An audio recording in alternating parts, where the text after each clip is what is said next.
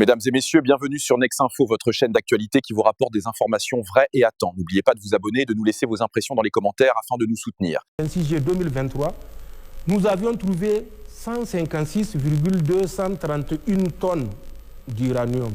156,231 tonnes d'uranium. Sur les 156, la part qui revient aux Français qui font le tapage là, est de 63,4.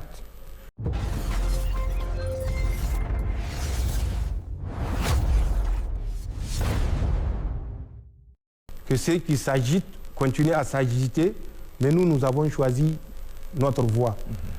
Je vous ferai un peu l'historique de l'uranium au Niger. L'uranium au Niger a été découvert déjà en 1959, lors des grands travaux de prospection dont j'ai parlé, au cours desquels on a découvert du cuivre pur à Tegdantesm. C'est pendant cette période qu'on a découvert accidentellement l'uranium vers Azelik et vers Madawaïla. Un peu plus tard, Somaïr, voilà, Kominak. Donc, c'est pendant cette période, 1959, le 24 avril 1961, déjà, ils ont signé un décret là-bas chez eux pour dire que la République du Niger et des autres républiques que je n'aimerais pas citer pour des raisons personnelles acceptent et facilitent aux forces armées françaises le stockage des matières premières et des produits stratégiques. 1961, le 24 avril. Dans l'intérêt de la défense, ils peuvent être amenés à limiter ou à interdire l'exportation. L'intérêt de la défense, pas de ces pays-là, pas du Niger. Oui. Dans l'intérêt de la défense française, le Niger va être amené à limiter l'exportation de ses ressources et de ses produits stratégiques. Ou interdire carrément. En 67, il faut voir les échanges entre Diori Hamani et Jacques Foccart ou quelque chose comme ça. Jacques Foccart. Le 13 novembre 1967, Diori Hamani le suppliait de ne pas accepter que les responsables du commissariat à l'énergie atomique mettent en œuvre les conditions de pillage. Bon, il n'a pas dit pillage parce qu'il ne pouvait pas le dire, c'est moi qui dis le pillage. Les conditions de pillage de notre uranium. 2 jours plus tard, Jacques Foccart a répondu au président de la République, Diori Hamani, le 15 novembre 1967. Monsieur le Président, bon, même ça, est-ce que c'est pas entre griffes? Oui. Monsieur le Président, estimez-vous heureux que le commissariat à l'énergie atomique exploite votre uranium? Oui. Soyez reconnaissants envers les responsables du commissariat à l'énergie atomique. Soyez reconnaissant envers les autorités françaises et remercier le ciel pour cette grâce qu'il vous a donnée. Ça, ce sont des écrits qui sont là, qui sont vérifiables. Oui, il y a des mémoires. Diori Hamani a compris que ça ne va pas. Il ne s'est pas découragé. Il a écrit en novembre, le 20 novembre 1968, à De Gaulle pour lui faire part de ce que le commissariat à l'énergie atomique veut faire. Parce que dans le contrat, qu'est-ce qu'ils disent? Que le Niger ne va pas prélever de taxes. Il y avait une taxe qu'on appelait taxe spécifique sur les carburants. Le Niger ne va pas prendre ça. Le Niger va exonérer la CEA, donc la Somaïr. Le Niger va accepter de perdre 50% de taxes sur le bénéfice commercial et industriel. 50%. Oui. Le Niger va donner à titre honoré 100 000 actions à la CEA pour compenser les dépenses. Oui. Mieux, le Niger va exonérer à hauteur de 13% toutes les autres sociétés filiales qui travaillent avec la Somaïr.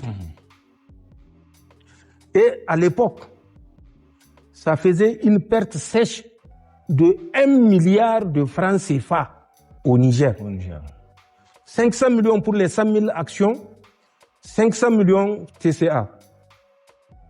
Ce qui fait 1 milliard. À l'époque, Diori Hamani ne s'est pas découragé, donc il a écrit à De Gaulle.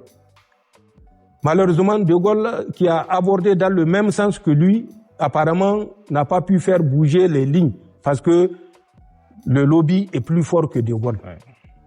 Il faut se dire les vérités. L'un de l'autre, ça n'a servi à rien.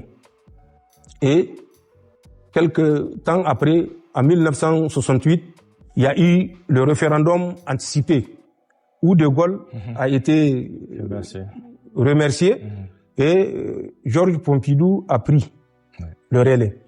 Diori ne s'est pas fatigué, il a écrit encore à Pompidou. Pompidou lui a dit qu'on va corriger ces anomalies-là pour être un peu diplomatique. Mais ça n'a rien changé. La CEA a fini par prendre les 100 000 actions sans payer un franc. Mieux, il y a une compagnie allemande, Uhrengesellschaft, à peu près, et puis italienne, Eni, qui avait à l'époque été très correcte avec Diori Hamani, parce qu'elles ont accepté de payer chacune 52 388 actions.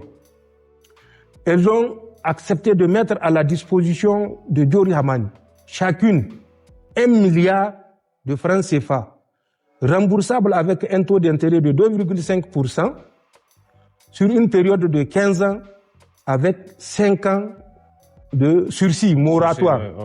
15 ans, 2,5% d'intérêt. Tout ça, les Français voyaient. Et ils se sont engagés à acheter chaque année 124 tonnes de la production par qui revient au Niger. Les Français n'avaient cure. Pour eux, un esclave, une colonie, quel égard elle mérite. Ils ont persisté, ils ont maintenu. Et c'est dans ça qu'on était jusqu'à notre arrivée. Je vous ai dit, des Nigériens sont sortis et pas des moindres pour dire que notre uranium a moins de valeur que l'argile. L'argile, au moins, elle sert à faire des constructions dans nos campagnes. Mais l'uranium ne sert à rien. Autant laisser même les Français nous débarrasser de ce danger poison. Donc, pour vous dire la mentalité, Diori n'a pas eu gain de cause. Entre-temps, il y a la Cominac, où on a découvert qu'il y a de l'uranium. Là également, il y a une compagnie japonaise qu'on appelait Uranium Overseas, Uranium Resources Development Company Limited, URD, qui a signé avec le Niger un accord responsable où le Niger pouvait avoir des retombées. Les Français ont pris là également 45,5% des actions.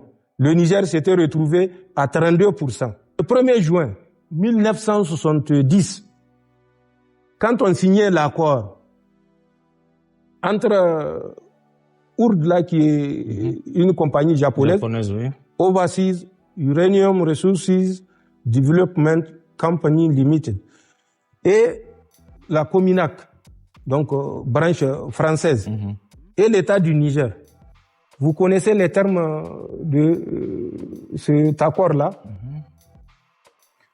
Entendu que le commissariat à l'énergie atomique a des droits dans la région d'Arlit.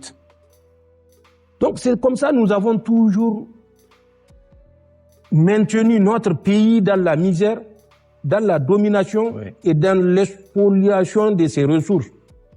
Le 26 juillet, quand nous étions arrivés, 26 juillet 2023, nous avions trouvé 156,231 tonnes d'uranium. 156,231 tonnes d'uranium. Sur les 156, la part qui revient aux Français qui font le tapage là est de 63,4. Et ces mêmes Français-là, c'est eux aujourd'hui qui réclament la paternité de plusieurs milliers. Qu'est-ce qu'ils ont fait dès qu'on était arrivé? L'hostilité, est-ce qu'elle était cachée? Les Français ont retiré tout leur personnel. Ils ont retiré la sécurité. Ils ont déconnecté. Déconnecté, je dis. Les serveurs. Oui, tout ce qui est installation qui permettait de contrôle, puisque c'est à partir de chez eux, ils ont déconnecté. Puisqu'ils nous prenaient pour des oies sauvages et qu'on n'est pas en mesure de nous assumer. Ils ont déconnecté. Ils ont plusieurs fois envoyé des messages partout pour amener les opérateurs dans ce domaine-là, que le Niger est dirigé par des voyous qui sont en train de piller l'uranium de la Somalie, donc l'uranium français. Or, ils savaient que ce qui leur revient faisait moins de 100 tonnes. Quand on va sur la base du calcul de 156,231 tonnes et les 63,4% qui leur revient. N'empêche, ils ont arrêté tout investissement, on n'en parle même pas. Nous avions dit, il faut qu'on rencontre le syndicat des employés de ce domaine-là, après avoir rencontré les différents responsables, notamment les DG et autres. Cette ressource va finir par être nationale. Il faut consentir des sacrifices pour montrer que l'effondrement que la France compte provoquer n'aura pas lieu. Ce que vous venez d'entendre n'est pas anodin. Les déclarations du général Abdourahmane Tiani ouvrent un chapitre décisif dans la relation entre le Niger et la France autour de l'uranium et de la souveraineté économique. Derrière ces mots, il y a des enjeux stratégiques majeurs, des intérêts énergétiques mondiaux et une redéfinition profonde des rapports de force au Sahel. La question maintenant est simple. Assistons-nous à une rupture historique ou à une nouvelle bataille narrative dans un contexte géopolitique explosif? Une chose est sûre, ce qui se joue dépasse largement les frontières du Niger. Si vous voulez comprendre les dessous réels des enjeux énergétiques africains, les stratégies d'influence et les rapports de puissance internationaux, vous êtes au bon endroit. Bienvenue à tous les nouveaux abonnés. Ici, on décrypte sans filtre, sans complaisance et sans langue de bois. Abonnez-vous, activez les notifications, car ce que nous allons révéler dans les prochaines analyses risque de faire beaucoup de bruit.